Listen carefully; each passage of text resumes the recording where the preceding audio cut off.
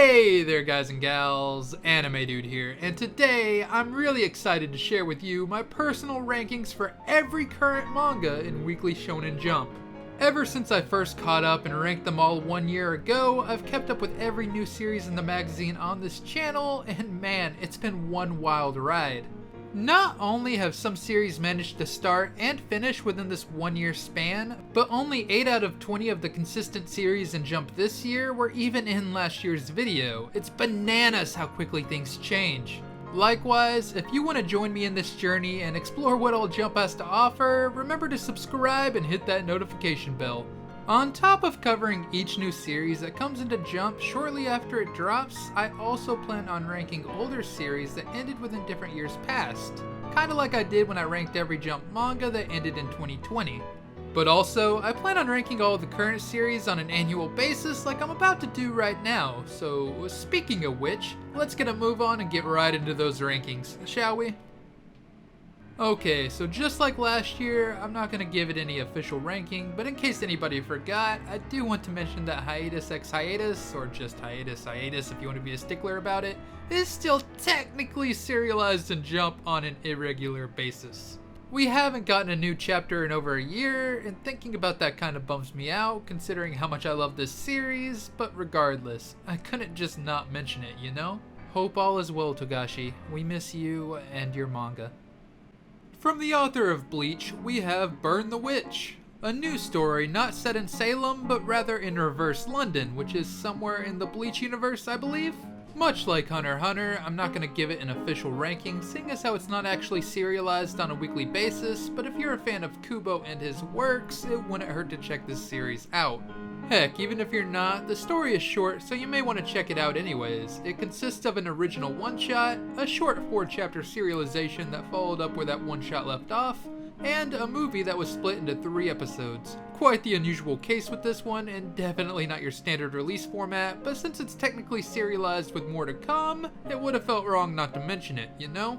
So now that that's out of the way, let's move on to the 20 series that actually go week to week. At number 20, we have Magu-Chan, God of Destruction. And, well, in this series, Magu-Chan is a god of destruction. So, when a kind middle school girl accidentally unseals him after a 600-year slumber, an unlikely relationship grows between the two, and antics unfold in their wake.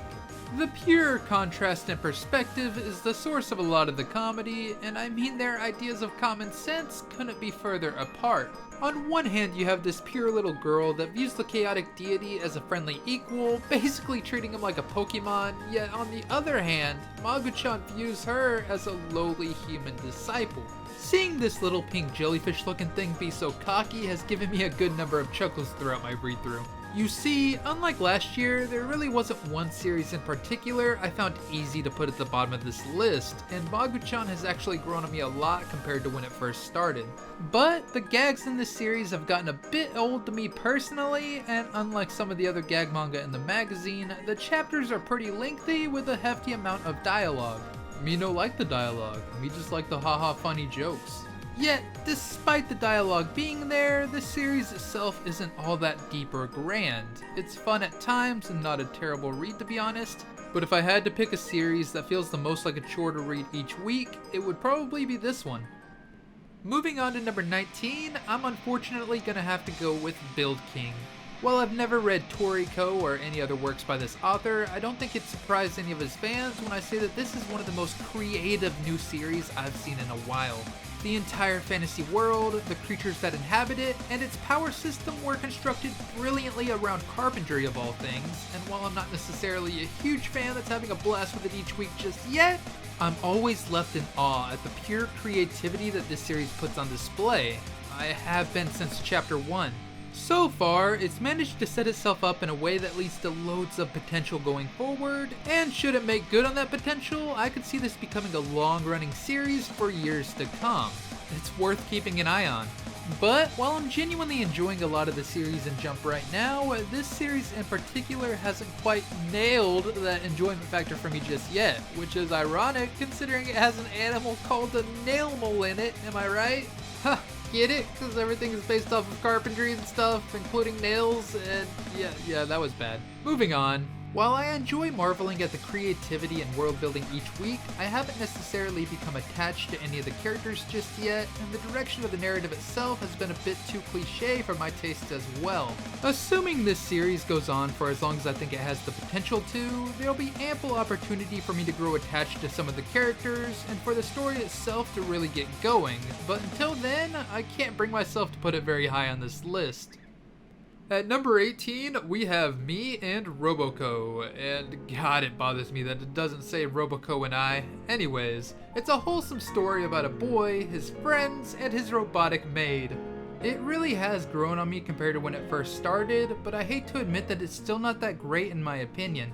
It's definitely aimed at a younger demographic, and I think that that's a large part of it, but nonetheless, it makes a ton of references and allusions to other Jump manga, both past and present. I know a lot of the kids that read it likely aren't going to have much of an understanding of the references it's making, but I think it's more so meant to be a gag manga that kinda doubles down as an advertisement for other Jump manga. You know, introducing a whole new generation of young fans to the magazine as a whole. But the references can be fun regardless of your age, and whether it's a slam dunk like High Five or the appearance of Oda himself, I still genuinely enjoy a lot that this series has to offer. It's not my favorite thing to read each week, but I understand why it's there, and it definitely has its moments. Next up, we have ITLC, a new romantic thriller that's also a pretty unorthodox take on the crime suspense genre. Our main characters consist of a pair of brothers in the police force, and a hot girl that tends to fall in love with various criminals, though no matter how smooth those criminals are, I don't think Annie is okay. Anyways, it's a unique series no doubt, and it's been pretty crazy so far with some huge things already happening in its short run, but frankly, for some reason, I'm just not quite sold on it as of yet. It's still pretty new, and it really is interesting as a whole, so there's potential for it to be pretty good, but until I see more of where this series is wanting to go direction-wise, I guess I just can't bring myself to place it any higher on this list. At number 16, we have Witch Watch, another recent newcomer that's from the author of Sket Dance and Astro Lost in Space. In this series, an ogre boy is given the task of being the familiar for his childhood friend that's a witch, and protecting her from impending prophesized danger. Or, in other words, he has to watch the witch. That's why it's called Witch Watch. Yeah, you get it. We haven't seen what that danger is just yet, nor do we really have a great idea of what direction the series is going to go in, but the fact that it's still so new, raw, and undeveloped is a large reason for its low ranking. Kinda like Magu-Chan, but to a greater degree, the dialogue in each chapter is hefty to say the least. I'd definitely define it as dialogue heavy. But most of the humor so far has been pretty clever, the art style is cute, and overall, it's interesting to say the least. The ogre boy is often the straight man, as his blonde childhood friend, Nico the airheaded witch, makes his life difficult. She's always so eager to show off her spells, but they always wind themselves right back around to being counterproductive and unhelpful, and yeah. It's a pretty nifty little manga with a certain charm to it, though I'm still trying to size it up to be honest. It could easily move up by next year, but for now, I'm going to leave it here at number 16. So, moving on to number 15, we have High School Family, Kokosei Kazoku, a manga I genuinely didn't expect to adore nearly as much as I do. As the name High School Family suggests, it's about a boy that goes to high school with his family. His dad enrolls, his mom enrolls, his little sister enrolls, and heck, even Gomez their cat enrolls, and I love Gomez. I think he's my favorite. I swear he just gets uglier and uglier the more you look at him, but I mean, just look at him. Oh, anyways. While this series isn't necessarily anything special, and in fact it's silly beyond belief, the chapters are pretty short, and it's good for a couple of genuine chuckles each week. The author's previous series ended up going for 256 chapters and was actually placed at the end of the magazine to where it would be excluded from Jump's typical manga ranking system. I thought that was pretty bizarre when I first looked into it, but now, you know, I kinda get it. I don't know how high of a ceiling a manga like this really has, but it's an adorable little series suitable for all ages, and I'm glad it's something I get to read each week. Next, we have The Elusive Samurai, from the same author as Assassination Classroom for anyone wondering. It's a manga that's loosely based on events in feudal Japan between the Kamakura and Muromachi periods. In this story, our young protagonist endures his family and status being viciously taken away from him and then flees to faraway lands in order to seek out his revenge. It's an incredibly interesting manga thus far, as it not only started off with a bang, but it has completely kept my interest ever since. Honestly, I have no real complaints with it thus far. Our protagonist is natural at the Joestar Family secret technique, you'll love to see it, and I feel like it'll be fun to watch him grow up while expanding that skill set and gathering more comrades. But it's still a pretty new manga at the end of the day, and only time will tell how good it'll become, so for now, I'm gonna leave it here at number 14. So at number 13, we have Hardboiled Cop and Dolphin. Since it was by the same author as Beelzebub and the first chapter had me cracking up, I initially assumed this was going to be a gag manga, but I assumed wrong. And that, ladies and gentlemen, is why you never assume a manga's genre. It's a pretty serious series, and I'm enjoying it a lot, and okay, about the protagonist. You see, his partner is a dolphin, and I still love that so very, very much. I had such a genuine blast laughing at that when this series first came out, and the regulars in my Twitch chat memed it all to hell to the point where they commissioned a dolphin emote, so now we have Dolphin C2. I mean, it's a long story. But follow me at twitch.tv/theanimedudeYT to find out more, though I'm not really sure why you'd want to. But the point is, his partner is a dolphin. Oh. And not only because of that, but in some ways despite it, this series is really good. There's a cult of the sea, other transforming fish, cool fights, and it's one of the few series in Jump that never really feels formulaic at all. Instead, it's a continuous story that always keeps you guessing as we gradually learn more about, well, everything. It's kinda hard to explain this series and its appeal, but I actually do recommend it. And if I had to try to explain why, I'd say it's because his partner is a dolphin. Oh, okay, enough with that. Moving on. Phantom Seer is an interesting one because while it takes quite a bit of time for me to get into a series that focuses on phantoms and their exorcism and whatnot, I can't sleep on how much potential this series has. Or maybe I should say had, because midway through making this video, we've already gotten news that Phantom Seer will be entering its final phase soon, and I'm actually really bummed. The potential was there no doubt, but Jump just moves way too quick. The art is phenomenal, the characters are interesting, and it manages to make the most out of those strengths in a lot of its fights thus far. If anything, the story itself is the only thing I'm not completely sold on just yet, but that could just be my own bias coming into play. The main heroine loves to help people, but also naturally attracts phantoms, bringing disaster to those around her.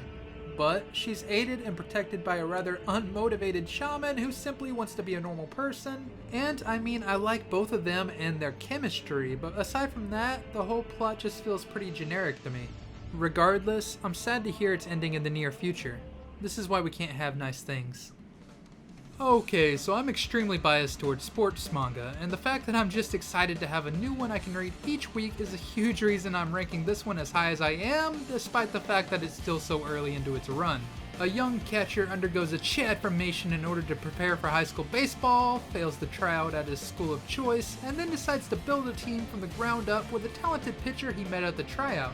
I'm loving the setup so far, but I mean, all we've really seen is part of that setup, so yeah, I'm having a blast, but I couldn't really justify putting it any higher than this. It's my personal favorite of the 4 newest manga here from 2021, but none of them really blew me away enough to make my top 10, you know?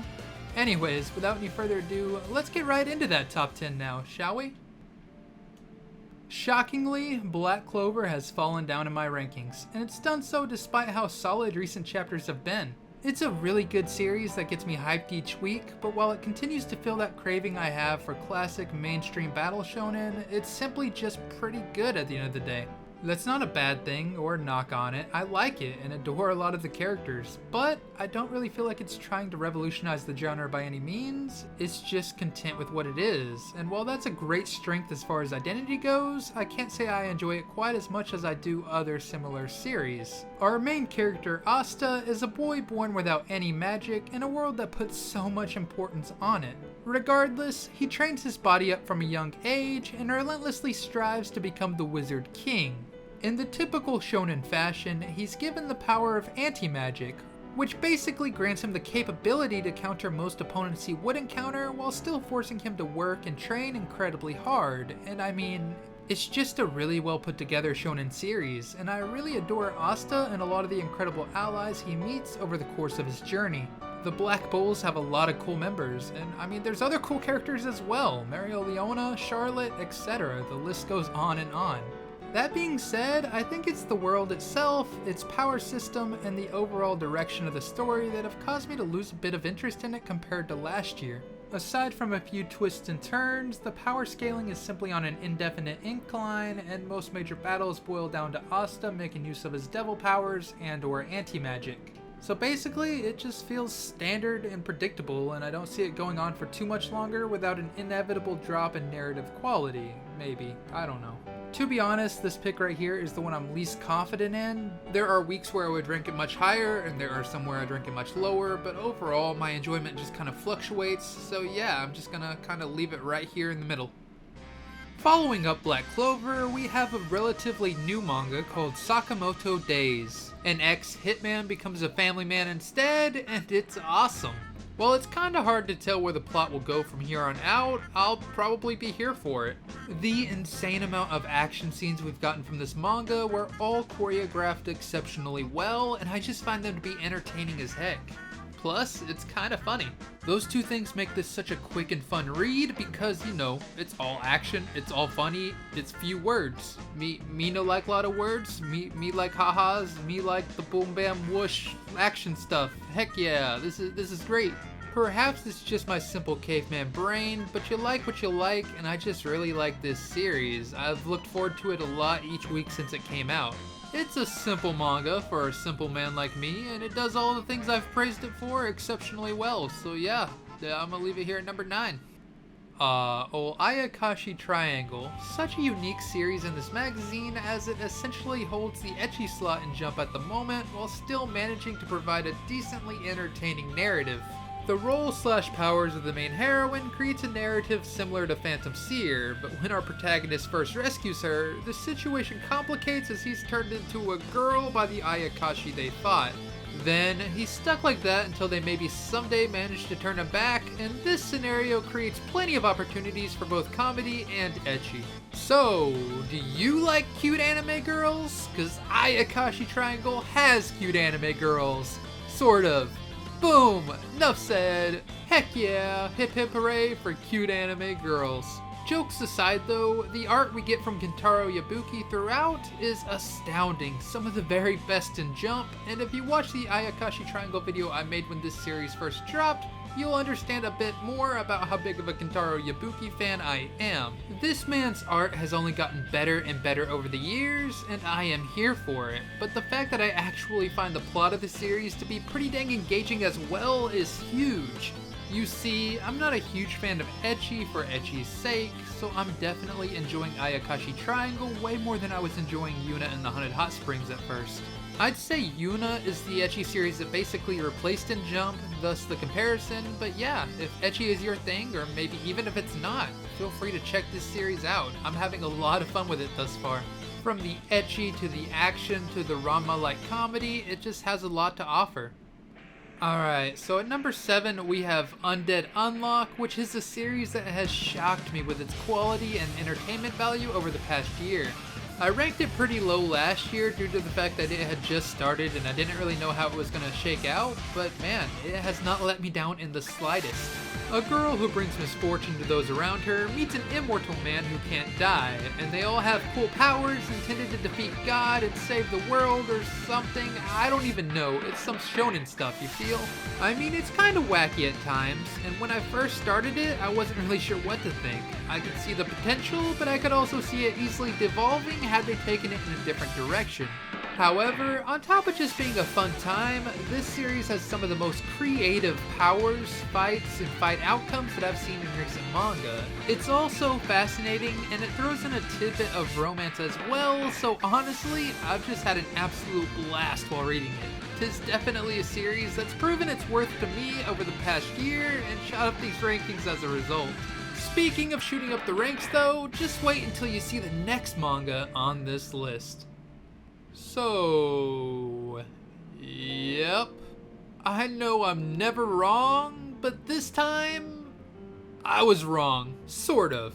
I guess let me start by saying that I genuinely wasn't enjoying this manga when I first read through it in early 2020, so I don't necessarily regret ranking it so low last year.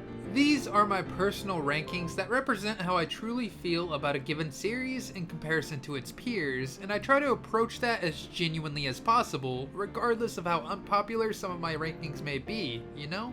They're my rankings. Nonetheless, I wasn't really enjoying the start of Jujutsu Kaisen last year, so when I tried to push on through for the video, I feel like I began to like it less and less as I went on. I acknowledged in last year's video that I thought Jujutsu Kaisen was good from an objective standpoint, and I could even point out some of the reasons why I thought that was, but in the end, it boiled down to the fact that I wasn't enjoying it, and enjoyment is like the single biggest factor when I do these ranking videos. So, how did my opinion change so drastically? Well, I cheated a bit. I stopped reading it. I stopped reading it until the anime came out, and the anime did a lot of things better, and it was adapted exceptionally well, but I reread a lot of the start alongside the anime, and then continued reading from where the anime left off. After taking some time away from the series and then coming back with a fresh approach and open mind, I found I was genuinely enjoying it a ton. The series is epic. Now, I do think there's some recency bias, and I disagree with a lot of the people acting like it's the best thing since sliced bread, but yeah, it's pretty dang good. 'Tis a solid shonen series that has plenty of great action, some great characters, some funny, memeable moments, and most importantly, a great willingness to become hella dark when needed. It's not afraid at all of taking risks, and I think that's what sets it apart the most from a lot of its shonen peers. I'm really enjoying it, and while, I kinda cheated by re-experiencing the start alongside the anime, I really think this is a good example of how bad it is to force yourself to read or watch something that you're not meshing with at the time. Sometimes the best thing you can do is step away for a while and then wait until you're ready to give it a completely fresh shot with an open mind. Because my enjoyment levels are honestly night and day compared to last year, and had I simply dropped it or continued to go chapter by chapter while reading it, I really do feel like I would have missed out on what has been a great series. Anyways, the point is, I was wrong for once. Don't get used to it. Now, moving on. Kicking off my top 5, we have Dr. Stone, a story where everyone in the world was turned into stone, only for our protagonist to break free from that fate after 3,700 years or so. The entirety of the world has changed from how they once knew it, and they must use science to break others free from the stone curse and rebuild society once more. It's a modern classic that's managed to pave a unique place for itself here in the pages of Jump, and honestly, I'm struggling to imagine the magazine without it. It's always been a good series, but the past year in particular has been fantastic. A plot that utilizes such a heavy implementation of genuine science is astounding, so not only have I never really read anything like it, but I've wanted something like it my whole life. For real, I was that kid that loved anime back in school, and I was sitting there watching Bill Nye, and he's a science guy, and I was thinking, yeah, he's pretty cool, but I wish he was an anime, and now we have Dr. Stone, and Bill Nye has nothing on Dr. Stone. It's not even close. If I was a science teacher, the kids on my class would be reading Dr. Stone. That would be our textbook. Do you want people to be on Mars one day? Well, this is how we do it. This is the future. Dr. Stone forever. 100 years, Dr. Stone. Dr. Stone, all day long, forever. 100 days, 100 years, Dr. Stone. You get the point. It's good. It's great. Also, to have an artist as talented as Boichi bring it to life in such a unique yet beautiful art style is a blessing I don't want any of you to take for granted, okay? Get it? Because granite is a stone, and also it's another Rick and Morty reference, and Rick is a scientist too, and basically, I don't really know where I'm going with this. I figured it'd loop itself back around eventually, but it didn't, so yeah, I'm kind of stupid. But anyways, you know who isn't stupid? Senku. And you know what Senku is in? Dr. Stone. Heck yeah, a truly top-notch series, and while it may not be for everyone, I personally can't get enough. So yeah, try Dr. Stone. It's pretty good. Moving on to number 4, we have Mission, Yosakura Family, arguably the biggest sleeper on this here list. I love this series to death, but for some reason no one ever really talks about it. Our high school protagonist Taiyo is by far one of my favorite protagonists in Jump. After his entire family unfortunately dies in a car accident, the only one he can properly interact with is his childhood friend by the name of Mitsumi Yozakura. Her entire family is known for its long history as top-tier spies, and due to certain circumstances, Taiyo marries Mitsumi and becomes a member of that Yozakura family. Thrown headfirst into chaos, Taiyo begins his Affirmation training in order to become a powerful spy, protect his wife, and uncover the dark secrets of both his past and the Yozakura family. It is exaggerated as all heck at times, with a gag-like approach to plenty of the shenanigans, but it has plenty of serious moments too, along with tons of lovable characters, and truth be told, I'm pretty invested. I want to find out more about the mysteries presented in this series. I want to see more of the individual Yozakura family members at work. Aside from maybe the eldest brother, they're all pretty cool. And most importantly of all, I want to see more of Taiyo's journey. I really do adore him as a protagonist. I know this series isn't perfect, and I don't think it's anywhere close to being the most popular, but I'm loving the heck out of it, and I'm completely comfortable putting it here in 4th place. Alright, so I know some of you must have thought I was crazy last year when I ranked what was basically a brand new series at the time ahead of Demon Slayer, but I stand by it. After over a year of serialization, I'm actually loving Mashle more than ever. I have an entire video dedicated to this series already, but to sum it up, it's kind of a mix between Black Clover, One Punch Man, and Harry Potter, and I absolutely adore the frick out of it. You'd think the gags would get old after a while, and I'm not saying they never will, but thus far I literally have nothing to complain about. I love it for a lot of the same reasons I love Sakamoto Days, but to an even greater extent, and I basically look forward to reading this the most each week. In fact, had the 2 series above it not had extraordinary years in their own right, I was almost prepared to put Mashle above them, but their quality hasn't waned in the slightest either. Regardless, Mashle is a top-tier series that I recommend everyone try out. I mean, I'm not trying to overhype it, but it's a pretty quick read you could probably get through in a couple hours, and then potentially have your life changed forever. Okay, who am I kidding? You can't overhype Mashle. Mashle is the hype! Okay, so it may be a bit boring to have My Hero Academia in the same slot as last year. I mean, you all already know I'm a huge MHA fan, but I promise I was prepared to drop it down had it given me the chance. But the last year's worth of MHA chapters have been some of the best in recent Shonen, and I've never been happier with the direction of the series. It may drop in these rankings by next year, but I couldn't bring myself to do it this time around. My biggest critique of MHA is some of its school training arcs, so I'm not going to act like the series is perfect, but it's always been good, and now it's way better than ever. Likewise, I know it's kind of become popular to hate on in recent years, but I just genuinely feel bad for people that are missing out on what it's accomplished here lately. So you know, if you're not really a big fan of MHA, but it's been a while since you checked it out, then maybe try to revisit it with an open mind and fresh perspective, kinda like I did for Jujutsu Kaisen. I mean, maybe it's just not for you, but while it has some slow arcs, it's just been getting better and better, and you know, I guess that's just my 2 cents because I've always loved the series, and I bet I always will, which is why I'm personally gonna rank it as my number 2. Moving on to the top spot, I don't really have a ton to say about it, but I couldn't justify giving it to anything but One Piece.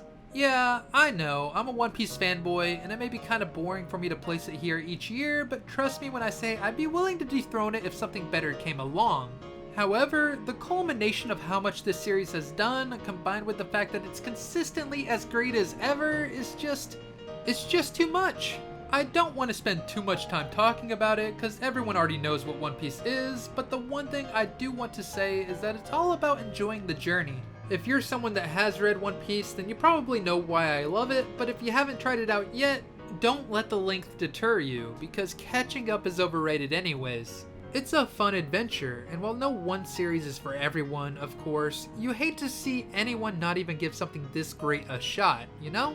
But yeah, you know, I'm a One Piece fanboy. It's my number 1, and I don't know if I see anything dethroning it anytime soon. Well, that's it. Those are the rankings. I hope you guys enjoyed them. It won't be too long before they're obsolete as heck, assuming they're not already, but that's why I recommend you subscribe and hit that notification bell if you haven't. That way, we can talk about each new series that's added to this ever-changing Jump landscape. Staying caught up on all this manga is a lot, but I enjoy doing it, and there's a ton of great stuff coming out right now. So, a huge thank you to Kara Alter, Love Phenomenon, Anna Wolf, Langer, Soul Slayer, Shelly, Gamer, Gentleman, Genkotaku, Red Emperor, Rubo, Talbitzer, Wolflord, and everyone else over on Patreon for helping to make videos like this possible. If you want to join these mad lads and have your name at the end of videos like this right here, then I'll leave a link to that, alongside all my other social media that you should definitely follow, down in the description below. Thank you all so much for watching, and Anime Dude out.